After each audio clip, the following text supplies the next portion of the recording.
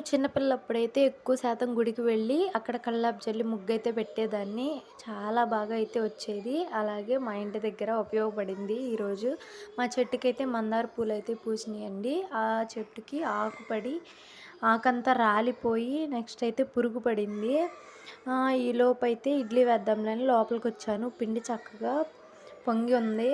ఇడ్లీ అయితే వేసేసాను పాప కోసము. 5కి లేచానండి. లేచిన తర్వాత చట్నీ చేసేసి ఇడ్లీ వేసిన తర్వాత చట్నీ చేసి నెక్స్ట్ అయితే పాప కోసమని పాప అయితే చట్నీ రోజు ఉండాల్సిందే పాపకి. చట్నీ మిక్సీలో పట్టేసి నెక్స్ట్ అయితే చట్నీ కోసమని పోపైతే పెట్టేసానండి. కొద్దిగా కరివేపాకు కూడా వేశాను. టేస్ట్ అయితే బాగుంటుందని. తను చట్నీ కావాల్సిందే అంటుంది కాబట్టి నేనైతే మార్నింగ్ అయితే చట్నీ కూడా చేస్తున్నాను. తినబోయేటప్పటికి అవి చెయ్యి, ఇవి చెయ్యి అని అడుగుతుంది. కానీ తినే టయానికి ఏమీ తినదు. నేను పెట్టి పంపించినవి అన్నీ మళ్ళీ తిప్పైతే ఇంటికే తీసుకొస్తుంది. మళ్ళీ ఇంటికొచ్చిన తర్వాత నేనైతే తనకిష్టమైన కూర ఏంటో అడిగి తన కోసమని నేను మధ్యాహ్నం దాకా వెయిట్ చేస్తాను.